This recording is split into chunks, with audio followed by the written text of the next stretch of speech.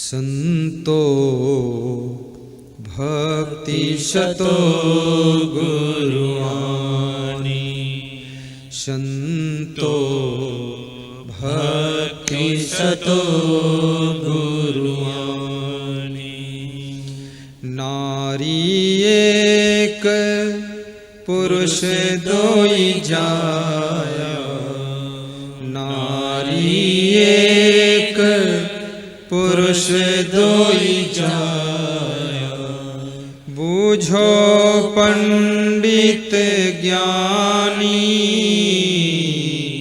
संतो भक्ति शतो गुरुवाणी, संतो भक्ति शतो गुरुवाणी, संतो भक्ति शतो गुरुवाणी, संतो भक्ति शतो गुरुवाणी।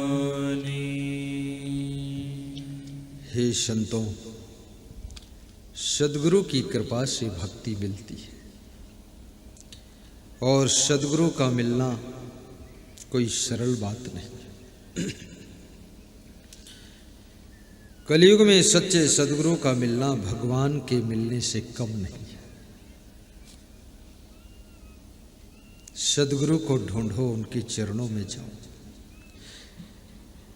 और जब भक्ति मिलती है तो भक्ति के द्वारा, भक्ति के जल में, भक्ति के द्वारा ज्ञान और वैराग्य दो पुत्रों का जन्म होता है। नारी एक पुरुष दो जाया। भक्ति रूपी नारी ने दो पुरुषों को जन्म दिया है, और वे दो पुरुष कौन हैं? एक तो ज्ञान है, दूसरा वैराग्य है। और ज्ञान वैराग्य, ये दो पुरुष भक्ति के द्वारा जन्म लेते हैं। भक्ति के बिना न ज्ञान हो सकता है, न वैराग्य हो सकता है। श्रद्धा विहीन आत्मा ज्ञान और वैराग्य से शून्य हो जाती है।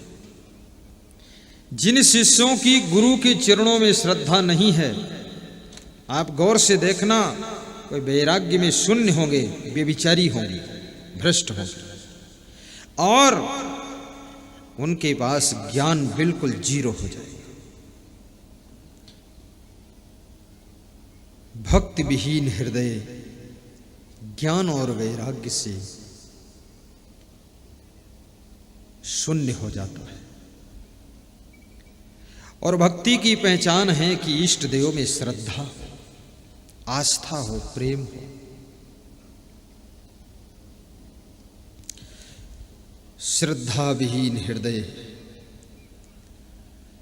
ज्ञान को नहीं प्राप्त कर सकता है। भगवान श्री कृष्ण अर्जुन से कहते हैं, अर्जुन, जिनको सुख पाना है, शांति पाना है, श्रद्धा लभते ज्ञानम तत्परः संयतेन्द्रियः ज्ञानम लब्ध्वा पराम शांतिमचिरेण अधिगच्छति। सबसे पहले वे लोग श्रद्धावान बने। गुरु में श्रद्धा नहीं है तो गुरु के साथ क्यों टाइम पास करते हो? क्यों ढो रहे हो इस जिंदगी को?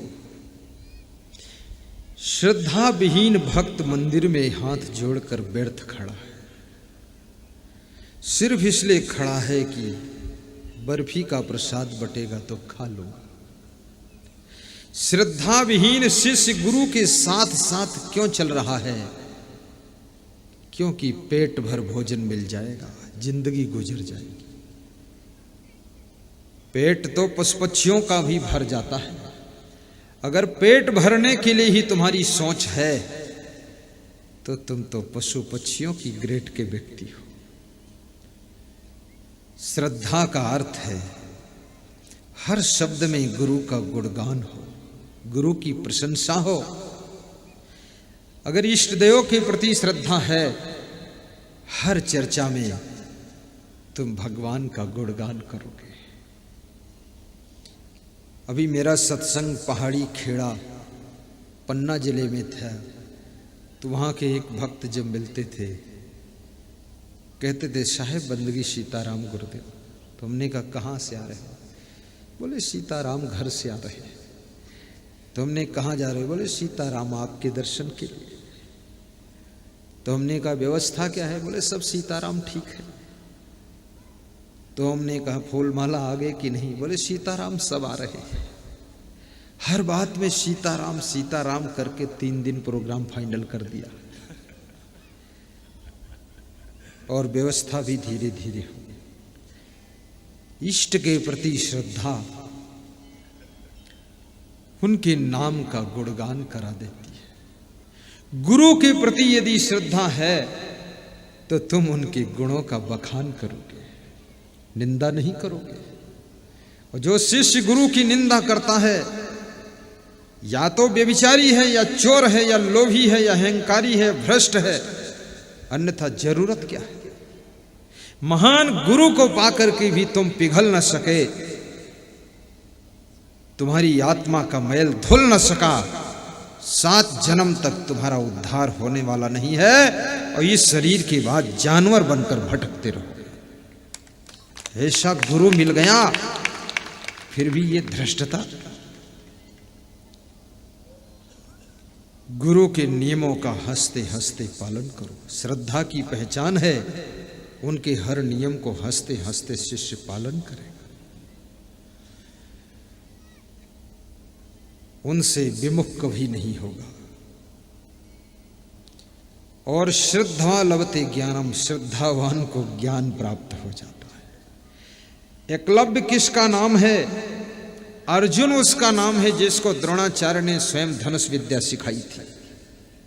और एकलव्य उसका नाम है जिसको द्रोणाचार्य ने नहीं सिखाया था और क्लास में नहीं बैठने दिया था, लेकिन द्रोणाचार्य के प्रति उसकी श्रद्धा थी। जा करके मिट्टी की मूर्ति बनाकर द्रोणाचार्य उसको मानकर प्रणाम करके धनुष पर बाण चढ़ाकर छोड़ता था। और कुत्ते के मुंह में सब बाण भर दिया था, लेकिन कुत्ते के मुंह से खून नहीं निकला था। उस कुत्ते के मुंह में भरे हुए बाणों को देख करके द्रोणाचार्य को लगा कोई और भी कलाकार अर्जुन पैदा हो गया, क्या बात है।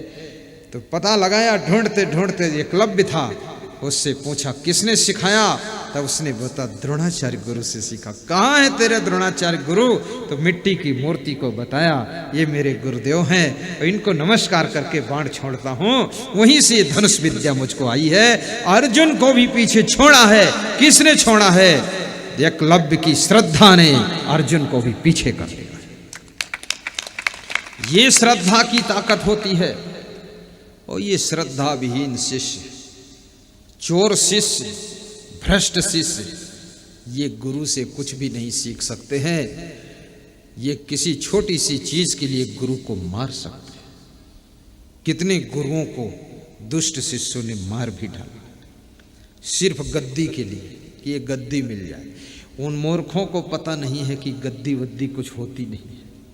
गद्दी तो ज्ञान की गद्दी है, वैराग की गद्दी है, ब्रह्मचर्य की गद्दी है, तप की गद्दी है। वो कोई आश्रम की मठ की गद्दी नहीं होती है। मठ की गद्दी पर सठ बैठ जाए तो उसकी पूजा कभी नहीं हो सकती है। भक्त उसको छोड़कर चले जाएंगे। और बिना गद्दी के महान व्यक्ति अगर जमीन पर कहीं खड़ा हो जाए तो भी उसकी पूजा शुरू हो जाएगी। असली गद्दी तो तपस्या की गद्दी है। ये लोभियों के लिए कोई रास्ता नहीं। इसलिए कबीर कहते हैं कामी क्रोधी लालची इनसे भक्ति ना हो। इनसे भक्ति नहीं हो सकती है। ये तो मंदिर का भी घंटी घंटा बेच लेंगे जाकर, ये भक्ति क्या करेगा? भगवान को भी चुरा ले गए लोग, हद मार दी लोगों ने। और भगवान चोरी में गए तो उसमें पुजारी का भी हाथ था। हाफ हाफ बंटवारा हो गया, भगवान गायब हो गए। अष्ट धातु के भगवान अब दूसरी धातु के विराजमान हो गए। रातों रात भगवान ट्रांसफर हो गए। और हमारे देश का भगवान भी सीधा साधा है। अगर उसको बेच भी लो तो भी हरकत नहीं करता है, बोलता कोई बात नहीं, बिक जाऊंगा। नहीं तो इनको मारो गदा एक खींच के, बेचने वालों को। भगवान के मंदिर में मूर्ति स्थापित ना कर सको, दान ना दे सको, वहां तक तो पाप नहीं है, लेकिन मूर्ति चुरा कर बेच लेना, वहां का घंटा घड़ियाल बेच लेना, वहां का सामान गायब कर देना और आश्रम में चोरी कर लेना और ये सब लफड़ेबाजी करना, अरे तुम्हारी भक्ति से भगवान बचाए, निकल यहां से बाहर चल, तेरा कल्याण उल्ल्याण नहीं होगा। ये लोभी लोग कहीं भक्ति कर सकते हैं। दूसरे का सोना जिनके लिए मिट्टी के समान है, दूसरे की नारी जिनके लिए मां के समान है, और दूसरी सभी आत्माएं जिनके लिए अपनी आत्मा के समान है, तो भगवान कृष्ण कहते हैं ऐसे लोग जहां खड़े हो जाते वहीं मंदिर का प्रभाव आता है, जहां चल पड़ते वहीं तीर्थ यात्रा होने लग जाती है, और जहां बैठ जाते हैं वहीं तपस्या शुरू हो जाती है। उनको कहीं इधर उधर भटकने की जरूरत है।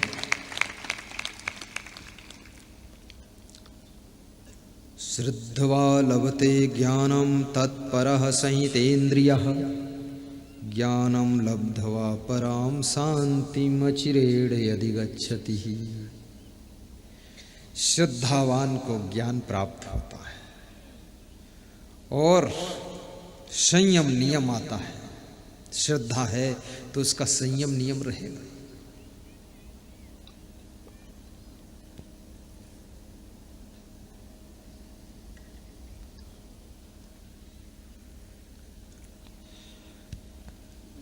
तत्पर, श्रद्धालु भक्त हमेशा कल्याण के लिए तत्पर रहता है।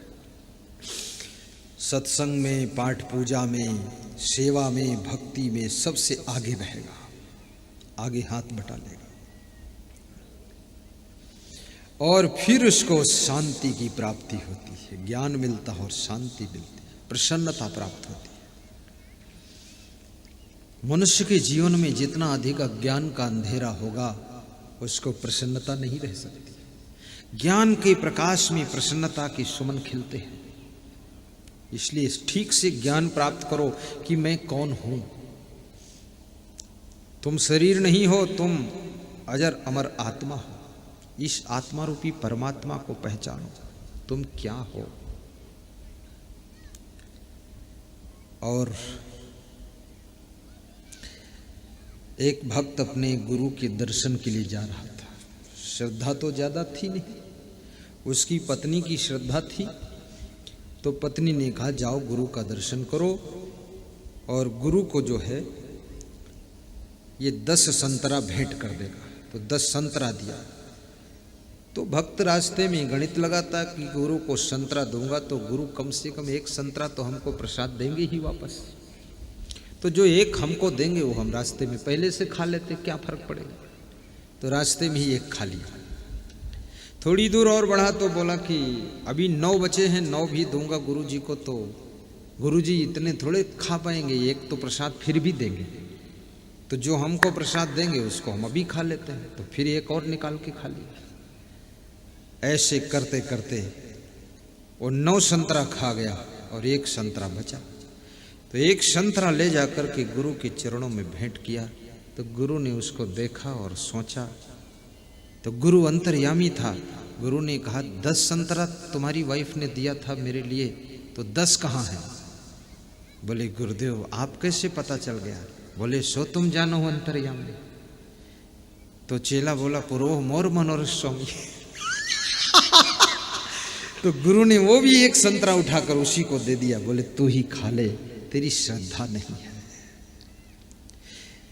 और तेरी वाइफ की श्रद्धा है, ये सब आशीर्वाद उसी को मिलेगा। लेकिन बीच में तूने जो संतरा लोभ लालच में खाया है, इसके लिए तुझे बहुत पाप लगेगा। ऐसा तुझे नहीं करना चाहिए। प्रसाद तो तब बनता जब मैं उसको छू लेता, मेरे सामने आ जाता, मेरी दृष्टि पड़ जाती, तब प्रसाद बनता। ये रास्ते में ही खा गए प्रसाद मान कर, ये कौन तरीका है? तो उसने कहा गुरुदेव कामी क्रोधी लालची इनसे भक्ति न हो। लोभियों से कहीं भक्ति होती है?